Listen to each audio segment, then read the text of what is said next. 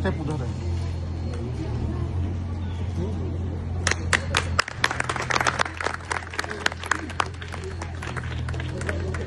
अकबर नगर से हटाए गए हमारे प्रिय साथियों जो आज बसंत कुंज में यहाँ जिन्होंने रहना शुरू किया है, आज का दिन बहुत खास है हमारी सबकी जिंदगी में। सिर्फ आपकी ही जिंदगी में नहीं जो यहाँ रह रहे हैं, पर हम सबकी जिंदगी में, क्योंकि हम आपसे जुड़े हुए हैं। और लखनऊ बचाओ संघर्ष समिति के तमाम सदस्यों में से एक अदना सदस्य मैं भी रही हूँ। तो जो चिंता आप लोगों के बारे में थी, बहुत सारी चिंताएं थी और अभी भी हैं।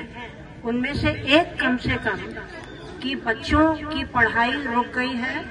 जहाँ वो पढ़ते थे वहाँ दोबारा जा नहीं सकते, इतना दूर है, इतना खर्चीला है, नई कोई यहाँ पर इंतजाम है नहीं, तो बच्चे क्या करेंगे। तो उन साथियों को बहुत बहुत शुक्रिया, और हम सब शुक्रगुजार हैं, जिसमें कि हम इमरान राजा साहब का नाम लेना चाहेंगे और दिनकर साहब, लखनऊ बचाओ संघर्ष समिति के हर सदस्य को और उनकी कन्वीनर मधु जी को, आप सबको, और एक सदस्य हमारे प्रवीण जी, एक और बहुत एक्टिव सदस्य मीना यहाँ पर बैठी है।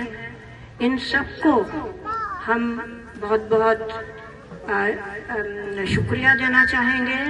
हम बहुत आभारी हैं आप सबके कि आपने एकदम बिना सरकार के आगे हाथ फैलाए, बिना यहाँ के इंतजामिया के आगे हाथ फैलाए, आपने खुद एक इंतजाम यहाँ किया कि छोटे बच्चों को कम से कम एक बेसिक शुरुआती तालीम मिल सके। तो आप सबको बहुत बहुत शुक्रिया इमरान साहब का तरफ से आपको।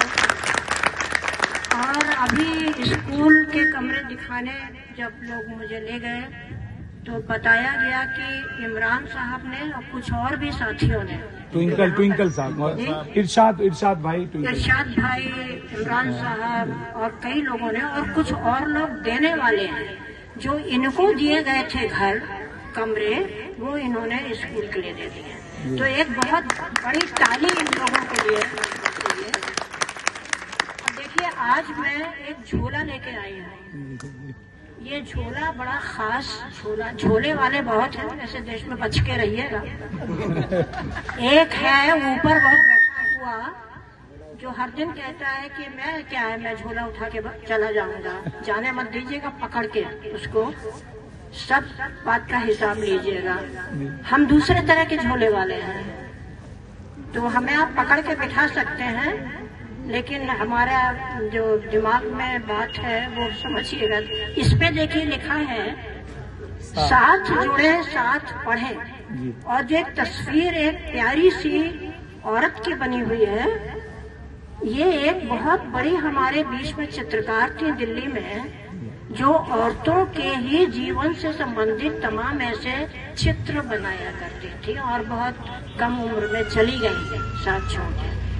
और दूसरी तरफ फिर झोले में क्या है कि हमारे देश की सबसे बड़ी, सबसे ज्यादा अहमियत रखने वाली किताब, जिसको हम हिंदी में संविधान कहते हैं। भाई उर्दू में इसका शब्द क्या है संविधान का, और साहब बताएंगे। संविधान का कोई उर्दू शब्द निकला है या नहीं? मुझे नहीं है, बहुत थोड़ी उर्दू आती है। आइन आइन आइन आइन तो नियम कायदे को कहते हैं। नहीं, अच्छा ठीक है। तो संविधान या आइन की जो हमारी किताब है, उसमें जो शुरुआती दौर में जो लिखा गया है वो इस पर छपा है, इस वाले झोले पे।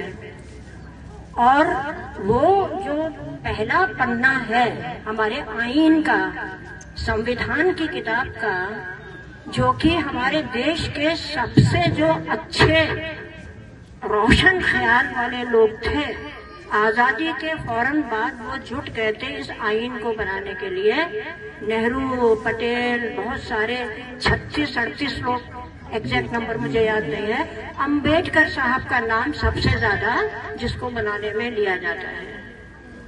और अगर आप थोड़ी सी राजनीति को बर्दाश्त कर लें तो ये वही अम्बेडकर साहब जिनको अभी 4-5 दिन पहले या 3 दिन पहले हमारी जो सबसे ऊंची जो एक संस्था है पार्लियामेंट संसद, जहाँ पे सारे आपके चुने हुए हाकिम जाके बैठते हैं, वहाँ पर उनका अपमान किया गया है, उनको बेइज्जत किया गया और पूरा देश उस बेइज्जती के खिलाफ खड़ा हो रहा है। ये बातें स्कूल के अलावा मैं क्यों कह रही हूँ, वो ये कि आपको एक छोटी सी तालीम गाह मिलने वाली है, बड़े लोग जो बैठे हैं आपके बच्चों को मिलने वाली है, कुछ तसल्ली आपको होगी।